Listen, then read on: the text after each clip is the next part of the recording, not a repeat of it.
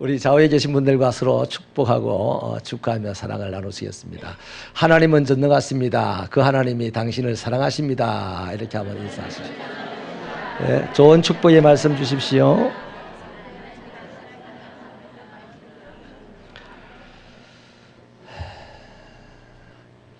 하나님을 사랑하는 자를 하나님도 사랑하시고 그 사랑받는 자들이 반드시 세상을 이기고 다스리는 날이 올 줄로 믿습니다. 한 나라의 중국의 한 나라에 유방이 다스렸고 또 초나라에는 항우장사라고 하는 사람이 왕으로 다스리고 있었습니다. 그때 이 중국 중원을 제패하는 일대 전쟁을 두 사람 사이에 벌이게 되었는데 유방이라는 사람이 지략이 좋아요. 그래서 이 초나라의 군사들에게 사방에서 초나라의 슬픈 노래들을 모아가지고 막 불러주었습니다. 그러자 초나라 군사들이 오랜 동안 전쟁터에 나와서 고생을 하다 보니 고향 노래 소리를 듣고 그냥 마음이 허해져 가지고 거의 다 탈영을 해버렸습니다. 그래서 항우장사는 외로이 이 한나라와 싸우다가 크게 패하게 되고 전장에서 스스로의 목숨을 끊었다고 합니다. 이때부터요, 아무에게도 도움을 받을 수 없는 고립무원이 된 상태를 사면초가라고 합니다. 사면으로 짚을 지붕으로 만드는 집이다 아니고 사면으로 초나라의 노래가 울려 퍼진다라는 말이 생겼어요. 여러분, 인생을 살다 보면 때때로 앞으로 갈 수도 없고 뒤돌아설 수도 없는 그런 상황을 맞이할 때가 있습니다.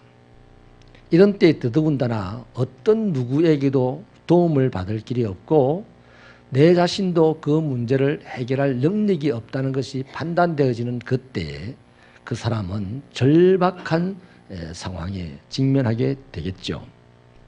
여러분, 그리스도인들도 이런 절박한 상황에 직면할 때가 있는데요, 이런 상황에서 어떻게 대처해야 승리할 수가 있겠습니까? 예수님은 십자가의 고난이라는 절박한 상황에 대처하여 부활이라는 능력으로 죽음을 이기는 자가 되었습니다. 그 예수를 믿고 따라가는 그리스도인들이므로 그리스도인들의 인생에도 절박한 상황이 밀려왔을 때에 잘 대처하여서 승리해야만 제대로 된 그리스도인이라고 할 것입니다. 여러분, 오늘 저는 굳게 닫힌 철문을 열어라라고 하는 제목으로 하나님의 말씀을 나누려고 하는데요, 이 말씀이 내게 닥쳐오는 절망적인 상황들, 절박한 심정이 되었을 때에 잘 대처하는 답안이 되기를 바랍니다. 본문이 쓰여졌을 당시 유대인들에게는요, 그리스도인들이라는 자들이 앓던 이와 같았습니다.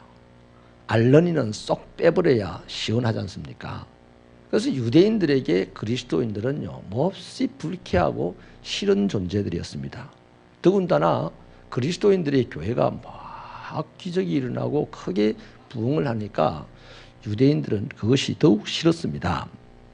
그런데 이때 이방인으로서 유대를 다스리던 왕이 헤롯이었는데, 헤롯은 바로 유대인들의 그리스도인에 대한 이 악감정을 자신의 권력을 유지하는 방편으로 삼았습니다. 그래서 그리스도인들을 무자비하게 핍박을 한 것이죠. 그는 예수님의 제자 야고보를 며칠 전에 죽였습니다. 그리고 또 본문에는 베드로 사도도 잡아서 감옥에 넣었습니다. 물론 베드로가 죽지 않고 투옥됐다고 해서 베드로가 죽음을 면한 것은 아니에요. 때마침 그 때가 무교절 기간이라서 죽일 수가 없는 거죠, 법적으로. 그래서 이 헤롯은 베드로를 죽이는 날이 올 때까지, 무교절이 끝날 때까지를 기다리면서 도망 못 가게 감옥에 가두어 놨습니다. 헤롯이 베드로를 얼마나 철저하게 죽이려고 결심을 했는지를 오늘 본문은 아주 구체적으로 설명을 하고 있는데요, 베드로를 지키는데 군사를 16명을 동원했습니다. 그래서 4인 4교대로 24시간 풀로 베드로를 지키고 감시했습니다. 심지어 두 사람은요, 베드로의 양손에 쇠사슬을 묶어서 자신들의 신체에다가 같이 묶어 놨습니다. 그리고 두 사람은 두 겹으로 되어 있는 감옥의 철문을 하나씩 맡아서 지키게 된 것이죠. 거기다가 베드로의 겉옷도 벗겨버리고 허리끈도 벗겨버리고 신발도 벗겨버렸습니다. 이쯤 되면 베드로로서는요, 그 감옥을 빠져나올 가능성은 100% 없습니다. 여러분, 최고 권력자의 손에서 초대교회의 지도자들이 죽임을 당하고 투옥이 됐으니까 어렵게 세워진 초대교회의 앞날은 어떻게 되겠습니까? 무너지고 그 교회 성도들이 뿔뿔이 흩어질 것이라고 예상하는 것이 무리가 아닐 겁니다. 분명 지금의 이 상황은 베드로와 그 교회에 엄청난 고통이었고 또 그들에게는 절박한 상황이었습니다. 이 절박한 상황 속에서 그들은 할 수 있는 것이 아무것도 없었어요. 그런데 딱 한 분이 있습니다. 이 상황에서도 쉬지 않고 움직이는 분이 있었습니다. 그가 바로 하나님이십니다. 우리 7절 말씀을 힘차게 정신을 똑바로 차리고 한번 읽어볼까요? 7절 시작.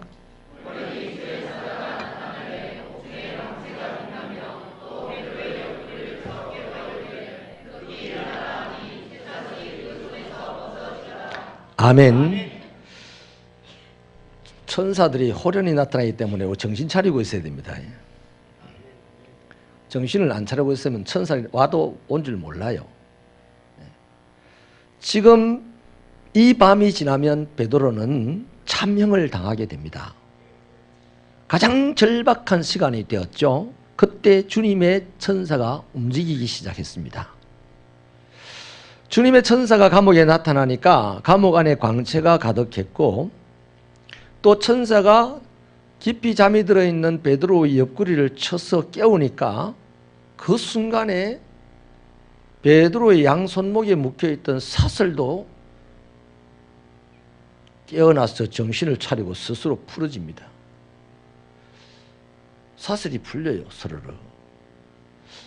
이것이 천사의 일이라고 분명하게 장담할 수 있는 것은요, 감옥에 불만 번쩍 켜도요, 군인들이 알 겁니다. 자기 몸에다가 양손을 지금 사슬로 묶어놨기 때문에 손목에 사슬이 풀어지고 자기 몸에서 사슬이 풀어지면 군인이 알 겁니다. 그런데 감옥이 환해지고 사슬이 풀려나가도 군인들이 몰라요. 이것은 사람이 할 수 있는 일이 아니고 하나님만이 하실 수 있는 일이죠. 아멘이십니까? 그래서 천사가 시키는 대로 일어나서 옷을 입고 옥문을 빠져나옵니다. 하지만 베드로도 몰랐어요. 그게 환상인 줄 알았습니다. 베드로는 워낙 환상을 많이 봤던 사람이기 때문에 이렇게 리얼하게 지금 일어나는 이 일도 환상이겠거니 생각하고 지금 순종을 하는데 이제 옥문을 다 빠져나와서 시내로 통하는 길에 도착하니까 천사가 사라졌어요. 그때 드디어 깨닫는 거죠. 아, 하나님께서 유대인들의 기대대로 되지 아니하게 하시려고 헤롯에게서 죽음을 면케 하시려고 나를 건져내셨구나. 정신이 번쩍 들었습니다. 그래서 마가의 다락방으로 달려갔습니다. 여러분, 이 내용 속에요, 이런 이야기 속에 우리 뭘 생각할 수가 있겠습니까? 그동안에 예수 믿고 하나님의 말씀을 들어오면서 배웠던 성경 지식을 동원해 보면 이 정도의 이야기가 전개되면 딱 받치는 게 있습니다. 아, 하나님의 일꾼을 하나님은 홀로 내버려 두지 아니하시는구나. 초신자가 아니라면 이 정도는 팍 깨닫고 큰 소리로 할렐루야 할 줄 알아야 되는 거예요. 베드로 하나님의 일꾼입니다. 하나님에게 사명을 받은 자입니다. 그래서 하나님의 일을 하다가 교회가 부흥을 하게 되고 유대인들이 핍박을 하게 되고 그것을 이용해서 헤롯이라는 왕이 자기를 죽이려고 하는데 꼼짝없이 죽게 되었는데 보이지 않던 하나님께서 보이지 않게 역사하셔가지고 이렇게 풀려나게 됐어요. 여러분, 다시 한번 말씀드립니다. 하나님은 살아계십니다. 하나님을 사랑하고 그 계명을 지키는 자들, 하나님의 일을 하려고 부름받은 자들이 결단코 어려움 가운데서 방치되도록 내버려두지 않습니다. 그 어려움 가운데서 죽도록 팽개치지 않습니다. 아멘입니까? 아브라함을 보십시오. 아브라함은 하나님의 일을 하라고 부름을 받은 자입니다. 그런데 한때 실수로 애굽에 내려가죠. 그날 밤에 자기 부인을 애굽의 바로 왕에게 빼앗깁니다. 굉장히 곤란한 절박한 상황이 되었습니다. 여러분, 내 아내를 누가 빼앗아 가지고 그날 밤을 혼자서 보낸다 생각해 보세요. 그 잠자면 그 미친 놈이지. 정신 빠진 사람이죠. 아브람 잠잘 수가 없습니다. 오늘 밤에 우리 와이프가 바로의 아내가 된다면 나는 죽어야 되나? 이런 절박한 생각이 들 때에도 하나님은 아브라함을 탓하지 아니하시고 홀로 내버려두지 아니하시고 아브라함과 함께 하셨어요. 그리고 바로에게 찾아가서 바로에게 가있던 아브라함의 아내를 도로 찾아서 아브라함에게 되돌려줍니다. 이삭은 이방인으로서 그랄 땅에서 살았는데 그랄 땅이 몹시 극심한 가뭄에 시달리고 있을 때입니다. 그러니 그랄 사람들도 가뭄 때문에 힘들 때에 이방인이었던 이삭은 더 힘들죠. 살 수 없는 사람입니다. 죽을 수밖에 없는 상황이 되었습니다. 그러나 그때에도 하나님은 이삭과 함께 하셔서 그 극심한 가뭄의 땅에서 이방인임에도 불구하고 그때의 100배의 결실을 맺게 하시고 마침내 거부가 되게 해주셨습니다. 야곱을 보십시오. 자기 잘못난 실수로 도망을 가게 되었는데 하나님은 끝까지 사람들에게는 버림을 받았으나 하나님은 그를 버리지 아니하시고 끝까지 함께 하셔서 마침내 거부가 되게 하시고 고향으로 돌아오게 하신 하나님이십니다. 요셉을 보십시오. 요셉은 하나님에게로부터 꿈을 받은 이후에 노예로 팔려가고 감옥에 들어갔지만 하나님께서 요셉과 함께 하심으로 요셉의 삶은 항상 형통했습니다. 감옥이 아니었습니다. 죽을 자리가 아니고 국무총리가 되는 통로였습니다. 다니엘을 보세요. 다니엘은 바른 신앙생활을 하려고 애를 쓰다가 모함을 받고 죽음을 당할 수밖에 없는 처지가 되었습니다. 그러나 하나님께서는 그를 살리시고 다니엘을 사자굴에 집어던진 왕을 다니엘 앞에 밝은 태양이 떠오르는 날 아침에 무릎을 꿇게 하신 분이 하나님이십니다. 바울은 제수의 몸으로 수갑을 차고 배 밑장에 앉아서 로마로 가다가 유라굴로라고 하는 엄청나게 유명한 태풍을 만나게 됩니다. 죽어도 제일 먼저 죽을 사람입니다. 그러나 하나님께서 바울과 함께 하시니까 바울을 통하여서 그 배를 탄 모든 사람들이 살게 되었고 마침내 바울로 하여금 로마까지 복음으로 정복하게 하셨습니다. 여러분, 얼마나 멋있습니까? 우리 주님은 하늘과 땅의 근세를 가지신 분입니다. 그 주님께서 마태복음 28장 19절 20절에서 이렇게 말씀하시죠.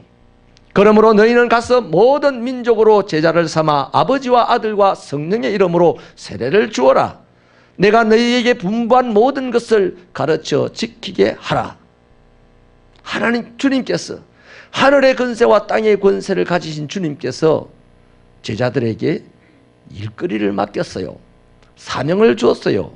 그것으로 끝난 게 아니죠. 볼지어다 내가 세상 끝날까지 항상 너희와 함께 있을 것이다. 그러니 여러분, 하늘의 권세를 땅의 권세를 가지신 주님의 일을 맡은 자들의 살아가는 인생길은 어떠한 절벽이 닥쳐와도 풍랑이 닥쳐와도 주님은 그를 반드시 붙드시고 함께 하셔서 그곳에서 승리하게 하신다 이 말입니다. 신명기 7장 21절은요 하나님을 사랑하고 그의 계명을 지키는 그런 자들에게 이런 약속의 말씀을 줍니다. 너는 그들을 두려워하지 마라. 너희의 하나님 여호와 곧 크고 두려운 하나님이 너희 중에 계신다. 여러분, 하나님이 전능하신 줄로 믿으십니까? 그 하나님께서 사랑하시는 자를 특별히 버리지 아니하시고 함께 하신다는 사실을 믿으십니까? 그러면 오늘 이 시대가 아무리 어려워도 어려울수록 우리에게 기회가 온 거예요. 사자굴이 닥쳐왔을 때 왕이 그 다음날 다니엘에게 무릎을 꿇는 시간이 오는 것처럼 오늘 우리들의 삶의 환경이 어려워졌다면 우리는 엄청난 영광을 볼 기회가 왔다라고 생각하셔야 됩니다. 이게 하나님의 사람들입니다. 마가복음 16장 17절 18절에 보면 믿는 자들에게 따르는 표적들을 설명을 하고 있는데 그들은 주님의 이름으로 귀신을 쫓아내며 새 방언을 말하며 뱀을 집어올리며 무슨 독을 마실지라도 해를 당하지 아니하고 병든 사람에게 손을 얹은 적 나을 것이다. 여러분, 믿는 사람이 병든 사람의 머리에 손을 얹어서 나았어요. 뱀을 잡아도 물려도 상하지를 않습니다. 어떤 독을 마셔도 해를 입지 않습니다. 새로운 방언을 합니다. 이게 다 무슨 표적입니까? 그거 대단한 게 아니에요. 진짜 대단한 것은 주님이 그와 함께 하신다는 겁니다. 이 모든 일들은 바로 주님이 함께 하신다는 표적이에요. 예수님은 졸지도 않고 주무시지도 않는 분입니다. 그래서 믿음의 사람, 즉 당신의 사명을 감당하고자 하는 사람과 반드시 함께 하십니다. 그래서 도우시고 지키시고 인도하십니다. 당신의 영광스러운 이름과 명예를 위해서 반드시 그렇게 하십니다. 그때 우리도 덩달아 영광스러운 인생이 되는 것이죠. 여러분, 절박한 상황에 직면하게 되면요, 대부분의 사람들이 생각하기를 자기 인생이 끝났다고 생각합니다. 맞아요. 그래서 대부분의 사람들의 인생은 끝나버립니다. 그러나 하나님의 일을 감당하는 사람들의 인생은 그렇지 않습니다. 오히려 또 하나의 더 크고 아름다운 지평이 그의 인생 앞에 딱 열리게 돼 있어요. 아멘입니까? 왜냐하면 하나님께서 함께 계시기 때문입니다. 하나님이 누구와 함께 하신다? 하나님의 일을 맡은 사람도 함께 하십니다. 하나님이 아무나 함께 하시는 게 아니에요. 하나님의 일을 맡은 사람과 함께 하신다 그래요. 오늘 새벽교회에서 하나님을 믿는 여러분들이 하나님의 일을 맡은 것 자체를 감사하기를 바랍니다. 귀찮은 것으로 생각하면 큰일 납니다. 그래서 하나님께서는요, 가장 절박한 순간, 하나님의 사람들이 가장 절박한 순간에 가장 확실한 방법으로 당신이 함께 하신다는 사실을 나타내시고 당신의 영광도 나타내시는 분이에요. 이 사실을 잊지 마시고요, 우리들의 삶의 형편이 절박하다면 바로 이 사실 때문에 담대하시고, 아멘입니까? 그래서 하나님의 영광을 볼 수 있는 그런 축복이 있으시기를 축원합니다. 하나님의 일꾼들이 저한 절박한 상황 속에서요, 하나님이 움직이신다는 사실을 오늘 우리 분명히 보았습니다. 근데요, 자세하게 보면 또 한 부류가 움직이고 있습니다. 그들이 누구냐 하면 성도들이에요. 12절 말씀 우리 함께 읽어볼까요? 12절 힘차게 시작.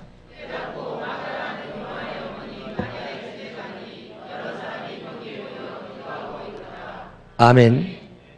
베드로가 주의 천사의 도움을 받고요, 구출됐잖아요. 그 사실을 이제 깨닫게 되는 순간 베드로가 바로 향했던 곳이 있습니다. 바로 초대교회의 발원지였던 마가의 다락방으로 달려갔습니다. 근데 거기 가서 문틈으로 가만히 보니까 놀라운 광경을 봅니다. 지금 베드로가 막 달려오면서 뭐랬겠습니까? 정말 하나님은 당신의 일을 맡은 나를 외면하지 아니하시고 포기하지 아니하시고 버리지 아니하시고 나를 이렇게 건져내 주시는구나. 오, 하나님 감사합니다 하면서 막 달려갑니다. 자기를 위하여서 움직여 주신 그 하나님을 생각하면서 막 기쁨으로 달려가는데, 아니 마가의 다락방이 딱 도착해가지고 문틈으로 안으로 들여다보니까 또 하나님처럼 움직이지 않고 움직이는 자들이 있다는 거예요. 그들이 바로 그와 함께 신앙생활을 했던 성도들이었다는 것입니다. 놀라운 광경 앞에 베드로가 막 뒤로 까무라칠 정도로 그냥 감동을 받는 거 아니겠어요? 베드로가 감옥에 갔다, 야고보 사도가 죽었다, 베드로가 이제 곧 죽는단다, 이 소문나면 다 달라 빼버려야 됩니다.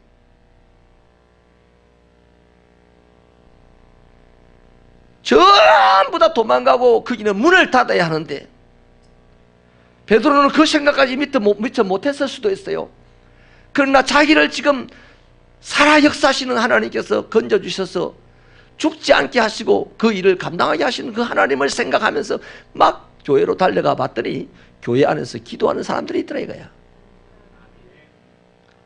야, 여러분, 베드로 어마어마하게 감동받았을 겁니다. 주여, 당신만을 위해서 목숨을 드리겠습니다 하면서 달려왔을지 모르겠는데 성경을 탁 들여다보면서 자기를 위하여서 뜨겁게 간절히 기도하는 성도들을 보면서 한 가지 삶의 목적이 또 생겼습니다.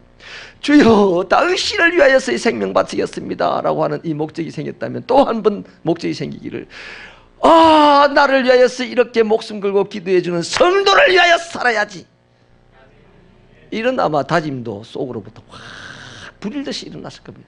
저는 우리 새벽교회가 이런 교회 되기를 바랍니다. 아니, 이 시대의 교회가 이렇게 되지 않으면 다 교회 문 닫아요.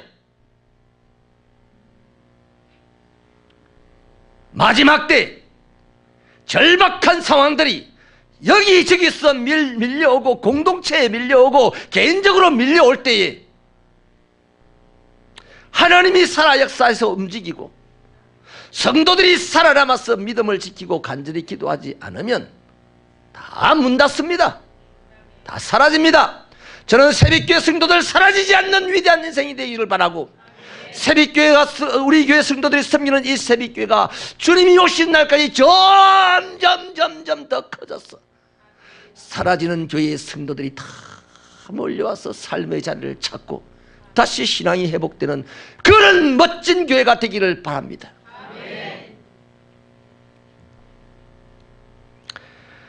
여러분, 5절에 의하면 이 성도들은요, 그냥 기도한 정도가 아닙니다. 간절히 기도했고, 또 언제 기도했느냐? 베드로가 잡혀갔다는 소리를 듣는 순간부터 기도하였어. 베드로가 지금 자기들이 기도하고 있는 이곳에 왔는데도 기도하고 있어요. 끈질기게 기도했다는 거죠. 여러분, 문제는 기도를 낳고 기도는 문제를 해결합니다. 제가 이 말씀을 드리는 이유는 하나님은 기도하는 자들의 그 기도에 응답하시려고 지금도 기적을 준비하고 계시기 때문이에요. 사실 헤롯의 이 잔인한 핍박으로 베드로가 죽임을 당하면 앞서 말씀드린 대로 교회는 문을 닫아야 할지도 모르는 상황입니다. 이것은 성도들에게도 절박한 상황이잖아요. 근데 성도들은 이 절박한 상황을 해결할 방법이 없어요. 그들이 베드로가 갇혀있는 감옥에 쳐들어가서 베드로를 구출해내올 능력이 있습니까? 감옥문을 막 두드리면서 우리 베드로 사도를 보내달라고 탈원할 수 있는 방법이 있습니까? 아니, 감옥문을 찾아갈 용기가 있습니까? 없어요. 하나도 없어요.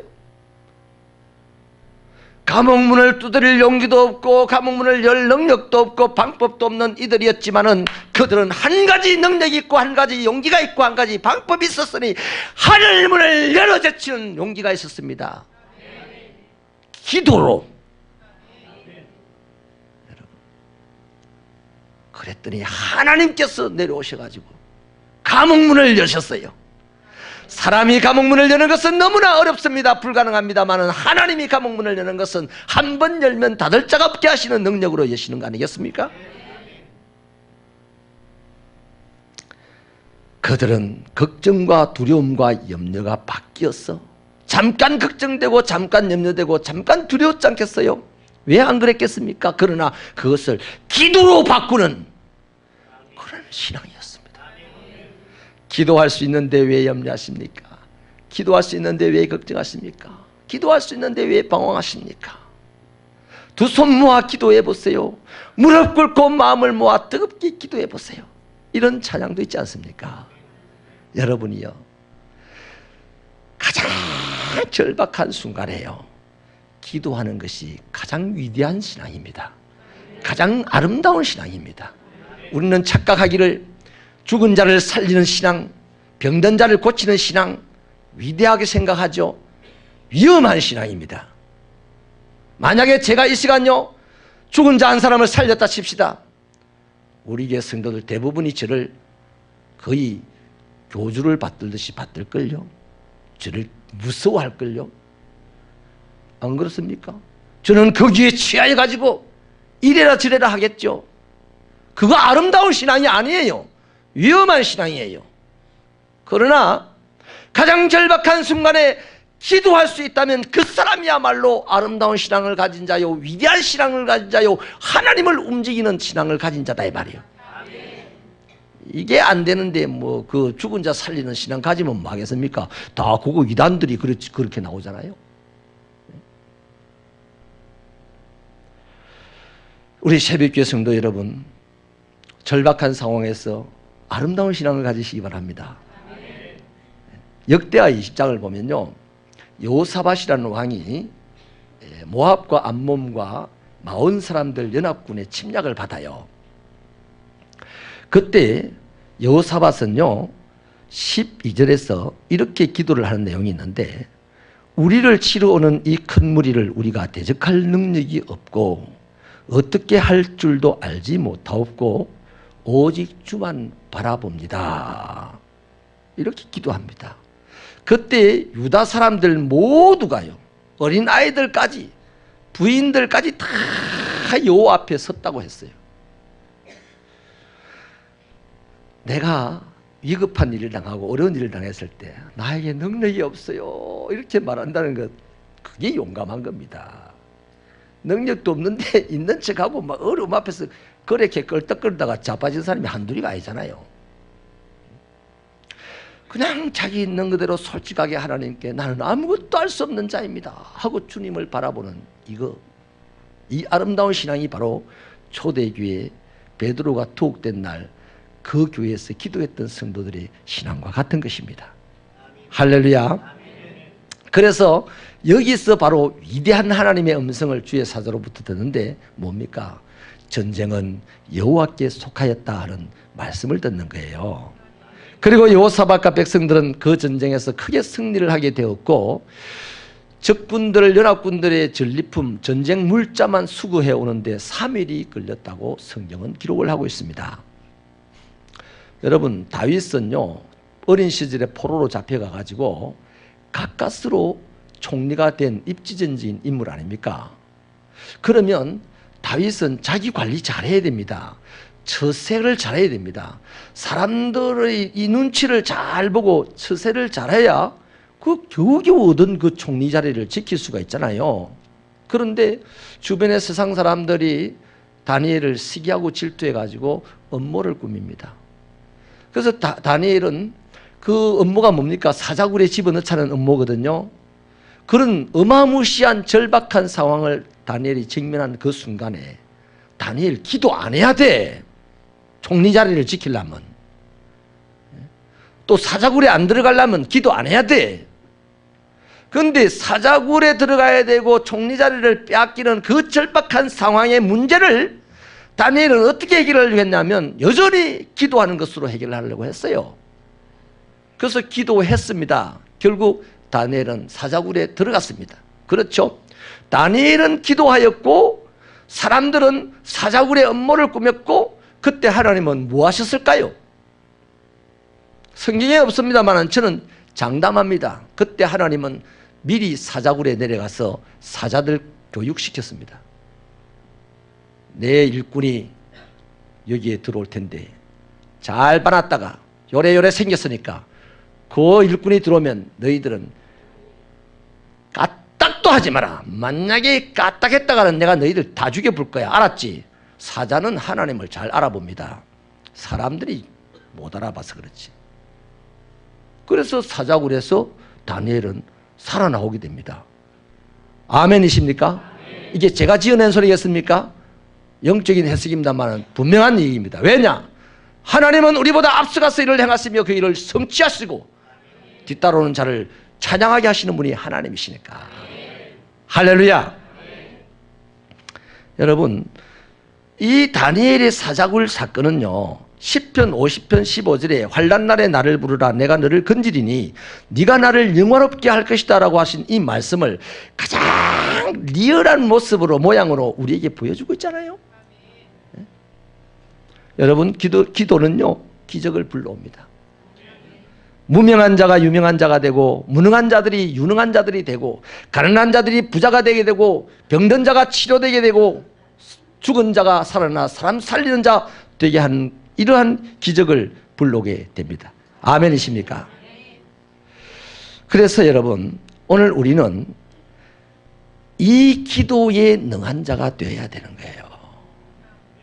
지금 우리가 살아가는 이 시대가요, 절박한 시대가 되었습니다. 수많은 사람들이 어려움을 당하고 있습니다. 말씀을 마치겠습니다. 이 세상에서 하나님의 나라를 구현할 수 있고 표현할 수 있는 곳이 두 곳입니다.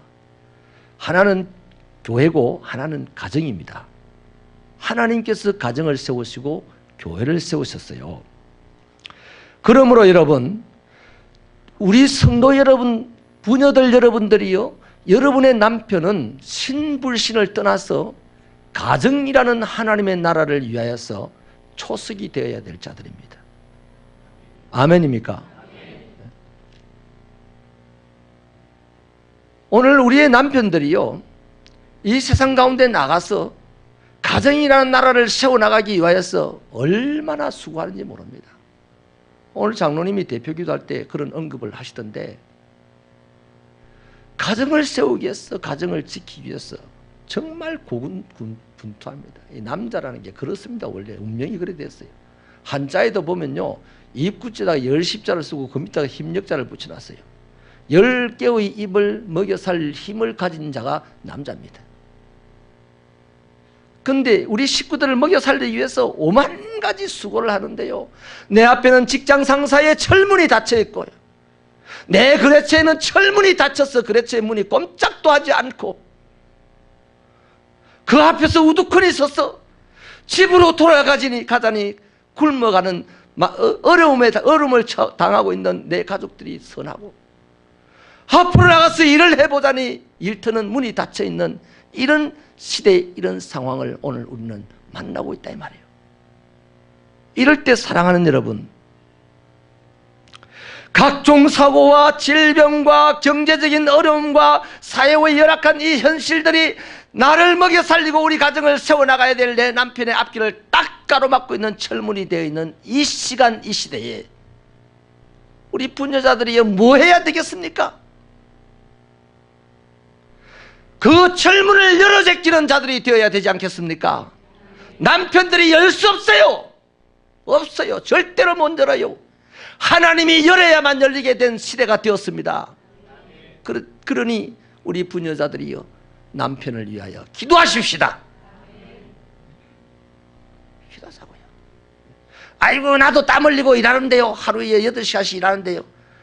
부녀들이요, 일을 해본들 여러분의 남편들이 이 세상에서 사라지고 도태된다면 뭔 소용이 있습니까?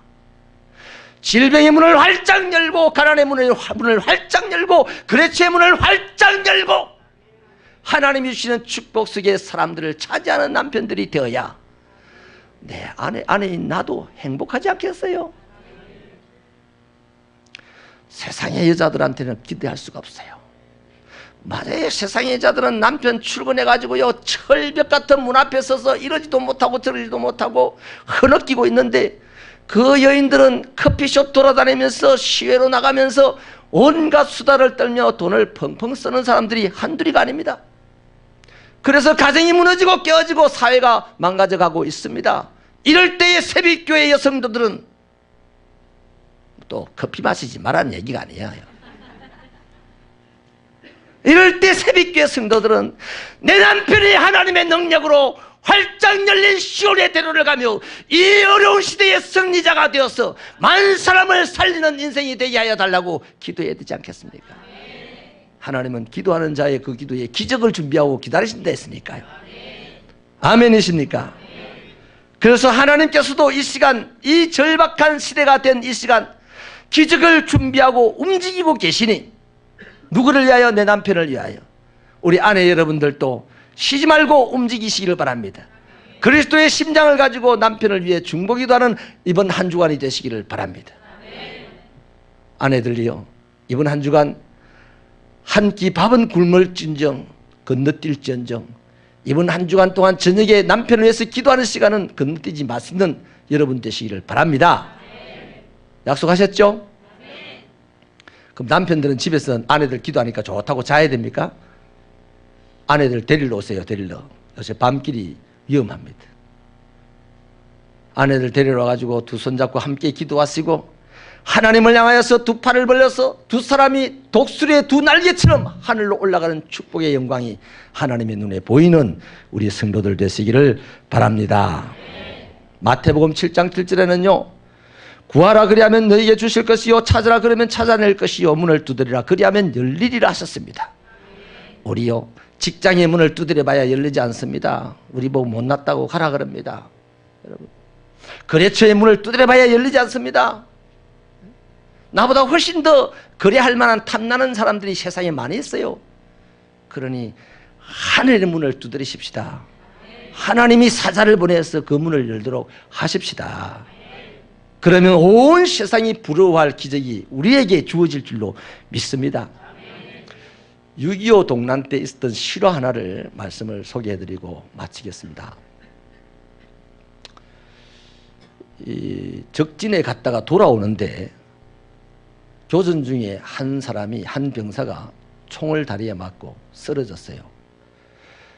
정신없이 돌아왔는데 한 사람이 없어요. 뒤돌아보니까 불과 한 30여 미터 전쪽에 오다가 엎어져 있는 동료가 있는 겁니다. 너무 안타깝죠. 그런데 쏟아진 그 총알 속으로 뚫고 구하러 갈 수가 없는 상황입니다. 그런데 적진에 쓰러져 있는 그 병사는 아주 애처로운 눈빛으로 날 좀 살려주면 좋겠다는 그런 눈빛으로 동료들을 건너보고 있는 거죠. 근데 어찌할 수 없는 이 상황에서 유난히 한 병사가 자꾸 시계를 봅니다. 자꾸. 그리고 9시가 딱 됐는데 이 병사가 막 달려가서 그 병사를 덜쳐업고 돌아왔습니다. 물론 많은 부상을 입었죠. 그래서 응급처치를 하고서 지휘관이 묻습니다. 야, 너 왜 시계를 그렇게 자꾸 보고 갑자기 뛰쳐나갔나? 그때 이 병사가 이런 말을 합니다. 예, 제가 군대 올 때 우리 어머니께서 오전 9시에 내가 너를 위하여 기도할 테니 살아서 돌아온다. 이렇게 했다는 거예요. 그 죽을 수밖에 없는 상황 속에서 딱 생각난 것이 9시에 너를 위해 기도할게. 그래 마침 그 타이밍이 아침이니까 자꾸만 시간만 받는 거예요.